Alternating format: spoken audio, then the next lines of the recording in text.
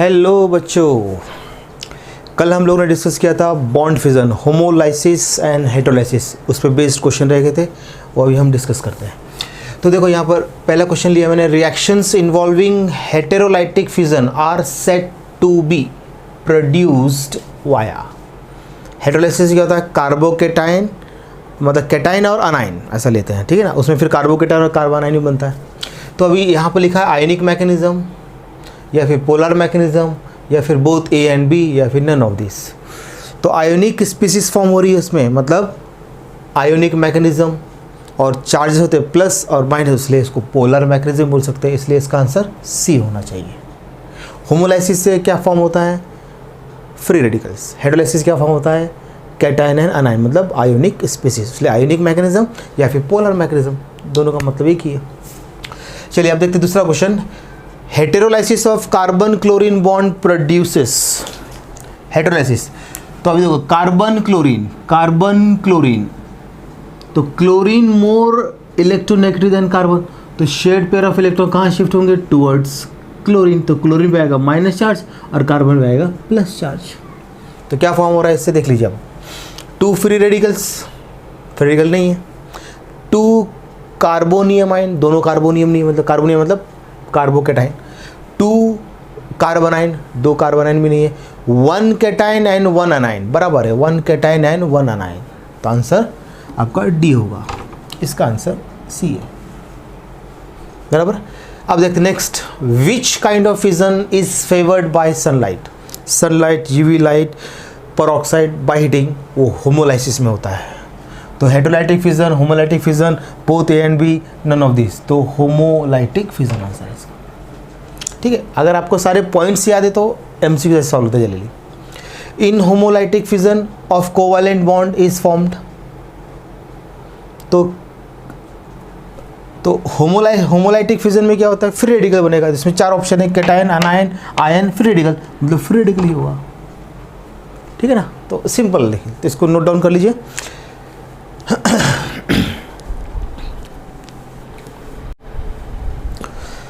Okay, अब देखते हैं होमोलाइसिस से फॉर्म होता है फ्री रेडिकल, तो उसको हम इंटरमीडिएट रिएक्टिव स्पीसीज बोलते हैं, फ्री रेडिकल्स। इंटरमीडिएट क्या बोलेंगे?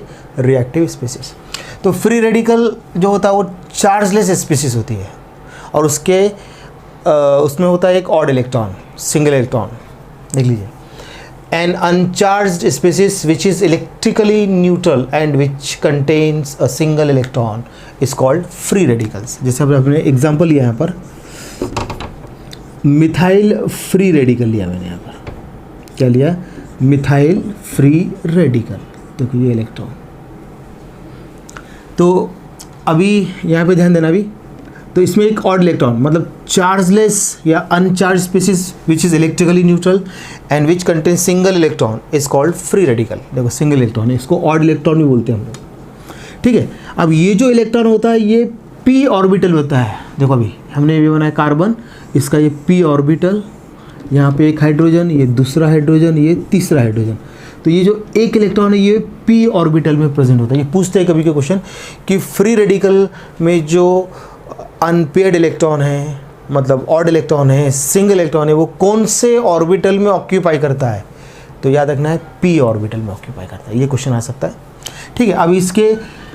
अब ये जो स्पीसीज है, मतलब फ्री रेडिकल, ये हाईली रिएक्टिव है, ये ट्रांजिटरी एग्जिस्टेंस, मतलब शॉर्ट लिव्ड होते हैं, transitory existent.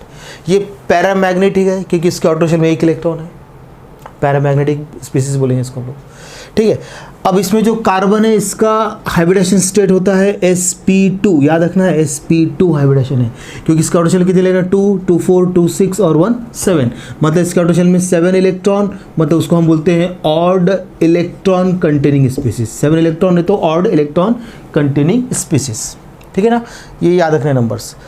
Hybridisation state sp2, फिर इसका शेप कैसा होगा?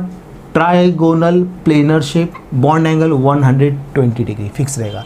ये इलेक्ट्रॉन डेफिशिएंट स्पीसीज, डेफिशिएंट है तो इसको हम इलेक्ट्रोफाइल बोल सकते हैं, लेविस एसिड बोल सकते हैं इसको। ये पॉइंट सब याद रखना है सिर से। अब इसका स्टेबिलिटी ऑर्डर याद रखना है फ्री रेडिकल का, तो स्टेबिलिटी ऑर्डर ऐसा रहेगा कि यहाँ पर आपको याद रखना है tertiary free radical more stable then secondary free radical, secondary free radical more stable then primary, up two methyl free radical तक ले जाना है। मतलब इसमें जितने ज़्यादा कार्बन होंगे उतना ज़्यादा स्टेबिलिटी। ऐसे भी हम देखते हैं यहाँ पर, देखो यहाँ पे ध्यान देना, ये बहुत इंपॉर्टेंट पॉइंट है ये। तो अभी हमने जैसे एग्जांपल लिया टर्शरी ब्यूटाइल फ्री रेडिकल लिया मैंने से, टर्शरी ब्यूटाइल फ्री रेडिकल, ठीक है। तो और एक टर्शरी ले लेता हूँ मैं एग्जांपल, टर्शरी पेंटाइल ले लेता हूँ मैं यहाँ पर, टर्शरी पेंटाइल फ्री रेडिकल, जैसे अभी ये ले लिया, ये टर्शरी पेंटाइल। अब दोनों में कंपेयर करेंगे तो tertiary pentyl more stable then tertiary butyl, क्योंकि इसमें 5 कार्बन है, इसमें 4, जितने ज़्यादा कार्बन तो टर्शरी भी 2 आए तो आपको कंपैरिजन करने आना चाहिए, तो ये ज़्यादा, इससे ज़्यादा स्टेबल हो जाएगा। अब मैं सेकेंडरी की बात करता हूँ अभी, ठीक है ना। सेकेंडरी में मैंने लिया अभी यहाँ पे सेकेंडरी ब्यूटाइल फ्री रेडिकल, देखो सेकेंडरी ब्यूटाइल फ्री रेडिकल लिया, और इधर लिया मैंने आइसोप्रोपाइल फ्री रेडिकल, देख लीजिए।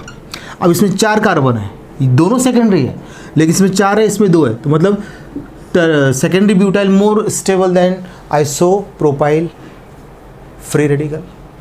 वैसे अभी अगर प्राइमरी देखेंगे तो ethyl free radical more stable then methyl, इसमें देखो 2 कार्बन, इसमें 1, ये थोड़ा बहुत इंपॉर्टेंट पार्ट है इसका, ठीक है ना। तो ये आ जाएगा आपको, ये सिंपल है। जो जो पॉइंट बोले जा ध्यान देना है आपको, इसका स्टेबिलिटी ऑर्डर याद रखने का आपको, फिर उसमें जो कार्बन उसका हाइब्रिडेशन स्टेट याद रखना है, ठीक है। उसका ऑर्बिटल में कितने इलेक्ट्रॉन है, 7, या फिर ऑड इलेक्ट्रॉन बोलेंगे। कार्बन हाइब्रिडेशन स्टेट sp2, उसका बॉन्ड एंगल 120, शेप कैसा है उसका, प्लेनर या फिर ट्राइगोनल प्लेनर पूरा नाम, ठीक है ना, ये आपको याद रखना है। अब देखते हैं यहाँ पे जो नेक्स्ट, जो दूसरी जो इंटरमीडिएट स्पीसीज है वो किससे फॉर्म होगी, हेटेरोलाइसिस, मतलब हेटेरोलाइटिक फिजन से कार्बोकेटाइन और कार्बन आयन। अब ये 2 और डिस्कस करना है हमको, इंटरमीडिएट स्पीसीज है। तो अभी हमने यहाँ पे लिया कार्बोकेटाइन, ध्यान देना, कार्बोकेटाइन, इसी को बोलते हैं कार्बोनियम आयन बोलते हैं, कार्बोनियम आयन। कार्बो मतलब कार्बन, कैटायन मतलब पॉजिटिव चार्ज, कार्बन पूरा लिखा है, और आईयूएम का मतलब होता है पॉजिटिव चार्ज, ठीक है ना। तो कार्बोकेटाइन और कार्बोनियम आयन 2 नाम है इसके। तो ठीक है, अब मैं एक एग्जांपल लिखता हूँ इसका। मैंने यहाँ पे लिया मिथाइल कार्बोकेटाइन, ध्यान देंगे जरा अभी आप, मिथाइल कार्बोकेटाइन, ठीक है। अभी देखो, the species in which carbon carries positive charge is called carbocation और कार्बोनियम आयन, इज ना। Species in which carbon carries positive charge is called carbocation और कार्बोनियम आयन। अब इसमें जो कार्बन होगा उसका हाइब्रिडेशन स्टेट होगा sp2, क्योंकि कितने इलेक्ट्रॉन है, 2, 2, 4, 2, 6, लेस देन 8 है, उसलिए sp2। वैसे फ्री रेडिकल में भी था, ठीक है। उसके अंदर फिर अभी आपको याद रखना है इसके ऑर्डर चले कितने इलेक्ट्रॉन है, 2, 2, 4, 2, 6 इलेक्ट्रॉन याद रखना है। उसके बाद फिर इसकी ज्योमेट्री कैसे रहेगी, ट्राइगोनल प्लेनरी रहेगी, बॉन्ड एंगल 120 रहेगा। ये इलेक्ट्रॉन डेफिशिएंट स्पीसीज है, इसलिए ये इलेक्ट्रोफाइल लेविस एसिड्स, ध्यान रखना ज़रा। और अब इसका स्टेबिलिटी ऑर्डर देखते हैं, जो फ्री रेडिकल का है ना वही इसका स्टेबिलिटी ऑर्डर है, मतलब tertiary carbocation more stable then secondary carbocation, secondary carbocation more stable then primary, up two methyl carbocation. जैसे मैंने फ्री रेडिकल में एक्सप्लेन किया, जितना ज़्यादा कार्बन उतना ज़्यादा स्टेबल, वैसे ही कार्बोकेटाइन का, लेकिन कार्बोकेटाइन बहुत ज़्यादा इंपॉर्टेंट रहता है सभी से, ठीक है ना। तो वैसे जैसे टर्शरी ब्यूटाइल, और हमने क्या लिया टर्शरी पेंटाइल कार्बोकेटाइन, तो tertiary pentyl carbocation more stable then tertiary butyl. अब हम लेते हैं सेकेंडरी में, तो tertiary butyl carbocation more stable then, secondary carbocation more stable then isopropyl carbocation, ethyl carbocation more stable then methyl carbocation, वैसे रहेगा, ठीक है ना। अच्छा, और एक बात है, इसमें पी ऑर्बिटल एम्प्टी रहेगा। अब इसमें अगर देखते हैं फ्री रेडिकल है तो उसमें पी ऑर्बिटल में 1 ऑड इलेक्ट्रॉन इसमें एम्प्टी रहेगा, ठीक है ना। ये इसके मेन पॉइंट्स हैं। अब देखते हैं हम लोग यहाँ पर कार्बन आयन देखते हैं अभी।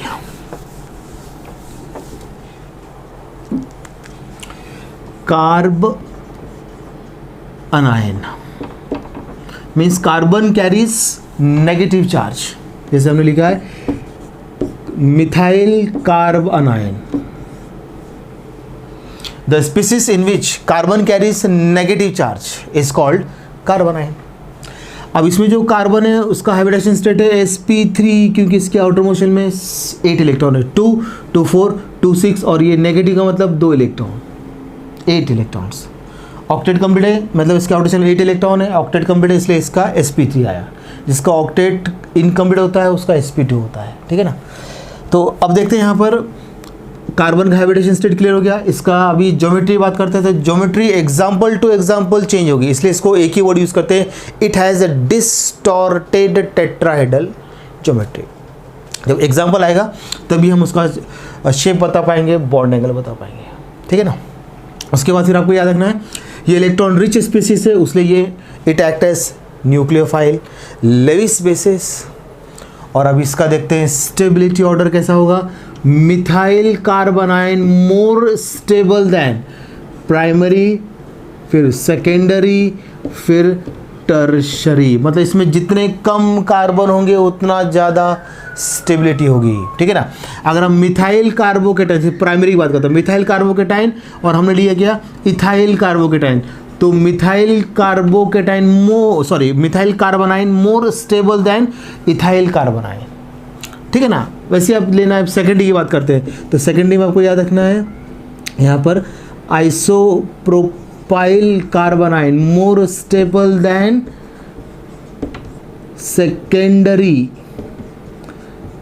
Secondary butyl carbon ion.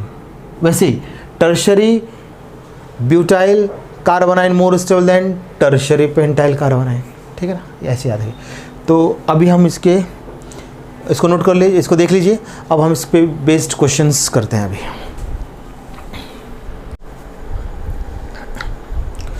Okay, अब देखते हैं इस पे बेस्ड क्वेश्चन जरा देख लेते हैं।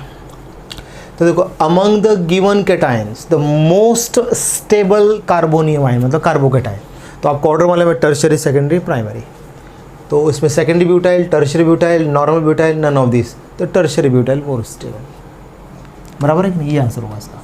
फिर which of the following intermediate have the complete octet around the carbon atom. Complete octet किसका होता है, हमको मालूम है कार्ब अनाइन का होता है कंप्लीट ऑक्टेट, 8 इलेक्ट्रॉन, तो मतलब कार्बन आयन ये है, ये आंसर।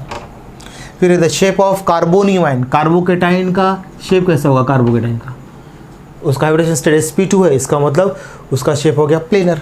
प्लेनर दिख रहा है, ये रहा, ये प्लेनर, लीनियर पिरामिडल ये नहीं होगा। फिर एक कार्बन आइटम होल्डिंग हेलोजन इन अल्काइल हैलाइड्स, तो अभी कार्बन आइटम होल्डिंग हेलोजन तो आपको याद ही होगा ये, तो ये कार्बन सिंगल बॉन्ड है, इसका मतलब ये हो जाएगा sp3, तो इसका sp3 हाइब्रिडाइज्ड। ब्रेक नहीं हुआ, अगर ब्रेक होता तो फिर ये कार्बोकेटाइन बनता और ये हैलाइड आयन, तब फिर कार्बोकेटाइन का हो जाता है sp2। लेकिन अभी यहाँ पर उसने क्या पूछा है क्वेश्चन, उसका बेस्ड एप्लीकेशन है ये, कार्बन एटम होल्डिंग हेलोजन वाला, मतलब से बॉन्ड है इन अल्काइल हैलाइड्स, तो वो sp3 होगा। देख लीजिए क्वेश्चंस, नोट डाउन कर लीजिए।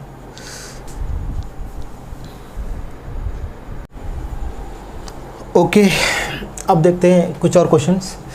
Unpaired electron in methyl free radical occupies. अभी मैंने आपको बताया कि फ्री रेडिकल में जो ऑड इलेक्ट्रॉन है वो कौन से, ऑड मतलब अनपेयर्ड इलेक्ट्रॉन कौन से ऑर्बिटल रहेगा, p ऑर्बिटल में। देखो डायरेक्ट ये आएगा आपको p ऑर्बिटल, sp3 या sp2 में नहीं होता वो। फिर which is nucleophile, carbonium ion, carbon ion, both AB और नन ऑफ दिस। न्यूक्लियोफाइल होता है नेगेटिव वाले, पॉजिटिव वाले इलेक्ट्रोफाइल्स, तो ये कार्बन आयन, ये होगा न्यूक्लियोफाइल। फिर है carb अनायन is formed when outgoing group is electropositive. Outgoing कैसा है, इलेक्ट्रोपॉजिटिव। देन सेंट्रल एटम, तो क्या हो जाएगा, तो इसका मतलब carb अनायन is formed when outgoing group is कैसा होगा, मोर की लेस की इक्वल, ऐसा बोल रहा है वो ऑप्शन में, लेस, मोर, इक्वली या वेरी लेस।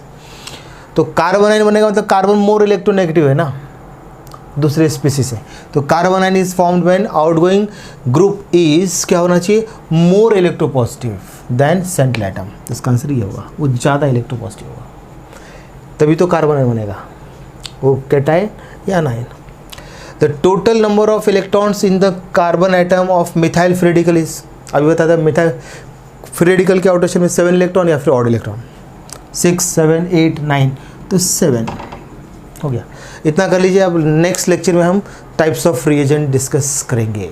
चलिए तब तक इसको स्टडी करते रहिए।